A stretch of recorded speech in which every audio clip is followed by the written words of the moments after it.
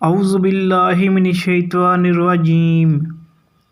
میں اللہ کی پناہ لیتا ہوں شیطان مردود سے۔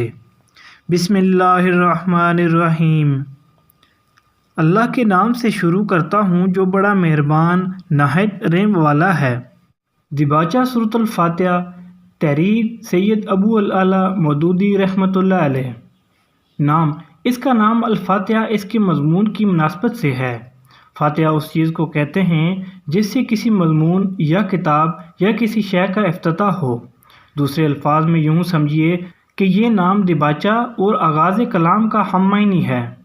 زمانہ نزول، یہ نبوت محمدی صلی اللہ علیہ وسلم کے بالکل ابتدائی زمانے کی صورت ہے، بلکہ معتبر روایات سے معلوم ہوتا ہے کہ سب سے پہلی مکمل صورت جو محمد صلی اللہ علیہ وسلم پر نازل ہوئی وہ یہی ہے۔ اس سے پہلے صرف متفرق آیات نازل ہوئی تھیں جو سورۃ حلق، سورۃ مزمل اور سورۃ مدثر وغیرہ میں شامل ہیں۔ مضمون، دراصل یہ سورت ایک دعا ہے جو خدا نے ہر اس انسان کو سکھائی ہے جو اس کی کتاب کا مطالعہ شروع کر رہا ہو۔ کتاب کی ابتدا میں اس کو رکھنے کا مطلب یہ ہے کہ اگر تم واقعی اس کتاب سے فائدہ اٹھانا چاہتے ہو تو پہلے خداوند عالم سے یہ دعا کرو۔ انسان فطرتاً دعا اسی چیز کی کیا کرتا ہے جس کی طلب اور خواہش اس کے دل میں ہوتی ہے، اور اسی صورت میں کرتا ہے جب کہ اسے یہ احساس ہو کہ اس کی مطلوب چیز اس ہستی کے اختیار میں ہے جس سے وہ دعا کر رہا ہے۔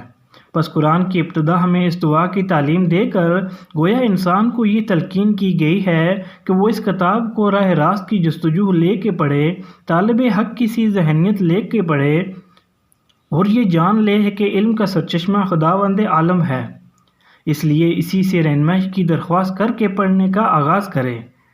اس مضمون کو سمجھ لینے کے بعد یہ بات خود واضح ہو جاتی ہے کہ قرآن اور سورہ فاتحہ کے درمیان حقیقی تعلق کتاب اور اس کے مقدمہ کسا نہیں بلکہ دعا اور جواب دعا کسا ہے۔ سورۃ فاتحہ ایک دعا ہے بندے کی جانب سے اور قرآن اس کا جواب ہے خدا کی جانب سے۔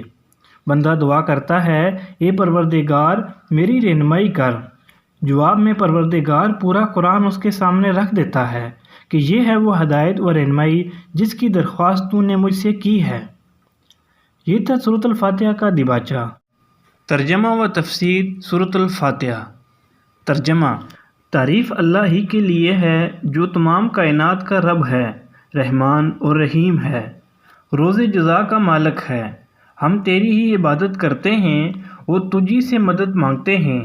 ہمیں سیدھا راستہ دکھا، ان لوگوں کا راستہ جن پر تو نے انعام فرمایا، جو متعوب نہیں ہوئے، جو بھٹکے ہوئے نہیں ہیں۔ تفسیر سورۃ الفاتحہ۔ اسلام جو تہذیب انسان کو سکھاتا ہے اس کے قواعد میں سے ایک قاعدہ یہ بھی ہے کہ وہ اپنے ہر کام کی ابتدا خدا کے نام سے کرے۔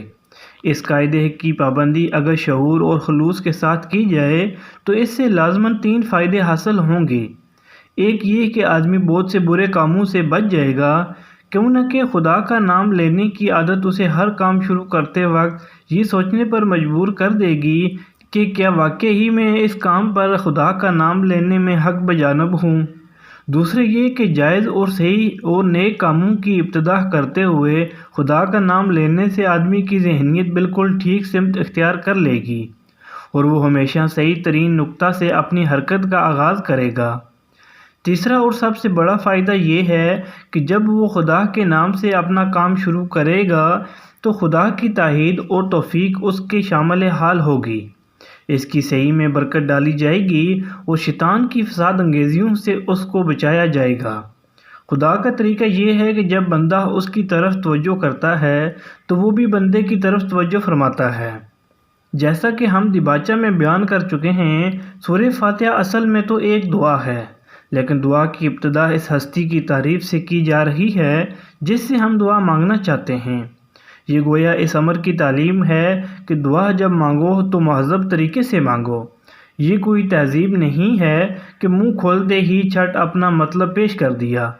تہذیب کا تقاضا یہ ہے کہ جس سے دعا کر رہے ہو پہلے اس کی خوبی کا، اس کے احسانات اور اس کے مرتبے کا اعتراف کرو۔ تعریف ہم جس کی بھی کرتے ہیں 2 وجہ سے کیا کرتے ہیں۔ ایک یہ کہ وہ بجائے خود حسن و خوبی اور کمال رکھتا ہو، قطع نظر اس سے کہ ہم پر اس کے ان فضائل کا کیا اثر ہے، دوسرے یہ کہ وہ ہمارا محسن ہو اور ہم اعتراف نعمت کے جذبہ سے سرشار ہو کر اس کی خوبیاں بیان کریں۔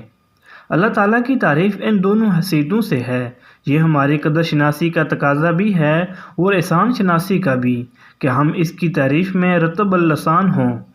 اور بات صرف اتنی ہی نہیں ہے کہ تعریف اللہ کے لیے ہے، بلکہ صحیح یہ ہے کہ تعریف اللہ ہی کے لیے ہے۔ یہ بات کہہ کر ایک بڑی حقیقت پر سے پردہ اٹھایا گیا ہے، اور وہ حقیقت ایسی ہے جس کی پہلی ہی ضرب سے مخلوق پرستی کی جڑ کٹ جاتی ہے۔ دنیا میں جہاں جس چیز اور جس شکل میں بھی کوئی حسن، کوئی خوبی، کوئی کمال ہے، اس کا سرچشمہ اللہ ہی کی ذات ہے۔ کسی انسان، کسی فرشتے، کسی دیوتا، کسی سیارے، غرض کسی مخلوق کا کمال بھی ذاتی نہیں ہے، بلکہ اللہ کا عطیہ ہے۔ پس اگر کوئی اس کا مستحق ہے کہ ہم اس کے گرویدہ اور پرستار، احسان مند اور شکر گزار، نیاز مند اور خدمتگار بنیں، تو وہ خالق کمال ہے، نہ کہ صاحب کمال۔ رب کا لفظ عربی زبان میں 3 معنوں میں بولا جاتا ہے: 1 مالک اور آقا، 2 مربی پرورش کرنے والا، خبرگیری اور نگہبانی کرنے والا، 3 فرمانروا، حاکم، مدبر اور منتظم۔ اللہ تعالیٰ ان سب معنوں میں کائنات کا رب ہے۔ انسان کا خاصہ ہے کہ جب کوئی چیز اس کی نگاہ میں بہت زیادہ ہوتی ہے تو وہ مبالغہ کے سیغوں میں اس کو بیان کرتا ہے، اور اگر ایک مبالغہ کا لفظ بول کر وہ محسوس کرتا ہے کہ اس شے کی فراوانی کا حق ادا نہیں ہوا، تو پھر وہ اسی معنی کا ایک اور لفظ بولتا ہے تاکہ وہ کمی پوری ہو جائے جو اس کے نزدیک مبالغہ میں رہ گئی ہے۔ اللہ کی تعریف میں رحمان کا لفظ استعمال کرنے کے بعد پھر رحیم کا اضافہ کرنے میں بھی یہی نکتہ پوشیدہ ہے۔ رحمان عربی زبان میں بڑے مبالغہ کا صیغہ ہے، لیکن خدا کی رحمت اور مہربانی اپنی مخلوق پر اتنی زیادہ ہے، اس قدر وسیع ہے، ایسی بے حد و حساب ہے کہ اس کے بیان میں بڑے سے بڑا مبالغہ کا لفظ بول کر بھی جی نہیں بھرتا۔ اس لیے اس کی فراوانی کا حق ادا کرنے کے لیے پھر رحیم کا لفظ مزید استعمال کیا گیا۔ اس کی مثال ایسی ہے جیسے ہم کسی شخص کی فیاضی کے بیان میں سخی کا لفظ بول کر جب تشنگی محسوس کرتے ہیں تو اس پر داتا کا اضافہ کرتے ہیں۔ رنگ کی تعریف میں جب گورے کو کانی نہیں پاتے تو اس پر چٹے کا لفظ اور بڑھا دیتے ہیں۔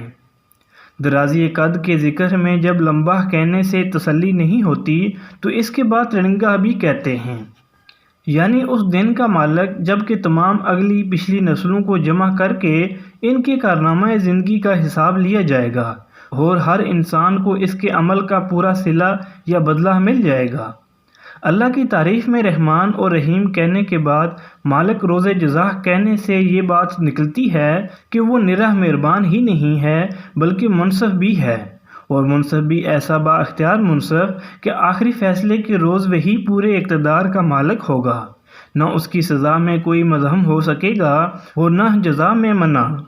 لہذا ہم اس کی ربوبیت اور رحمت کی بنا پر اس سے محبت ہی نہیں کرتے بلکہ اس کے انصاف کی بنا پر اس سے ڈرتے بھی ہیں، اور یہ احساس بھی رکھتے ہیں کہ ہمارے انجام کی بھلائی اور برائی بلکہ اسی کے اختیار میں ہے۔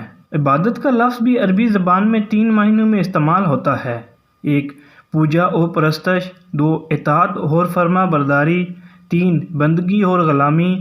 اس مقام پر تینوں معنی بیک وقت مراد ہیں، یعنی ہم تیرے پرستار بھی ہیں، مطیع فرمان بھی اور بندہ ہوا غلام بھی۔ اور بات صرف اتنی ہی نہیں ہے کہ ہم تیرے ساتھ یہ تعلق رکھتے ہیں، بلکہ واقعی حقیقت یہ ہے کہ ہمارا یہ تعلق صرف تیرے ہی ساتھ ہے۔ ان تینوں معنوں میں سے کسی معنی میں بھی کوئی دوسرا ہمارا معبود نہیں ہے، یعنی تیرے ساتھ ہمارا تعلق محض عبادت ہی کا نہیں ہے بلکہ استعانت کا تعلق بھی ہم تیرے ہی ساتھ رکھتے ہیں۔ ہمیں معلوم ہے کہ ساری کائنات کا رب تو ہی ہے اور ساری طاقتیں تیرے ہی ہاتھ میں ہیں اور ساری نعمتوں کا تو ہی اکیلا مالک ہے، اس لیے ہم اپنی حاجتوں کی طلب میں تیری طرف ہی رجوع کرتے ہیں، اور ساری نعمتوں کا تو ہی اکیلا مالک ہے، اس لیے ہم اپنی حاجتوں کی طلب میں تیری طرف ہی رجوع کرتے ہیں۔ تیرے ہی آگے ہمارا ہاتھ پھیلتا ہے اور تیری مدد ہی پر ہمارا اعتماد ہے۔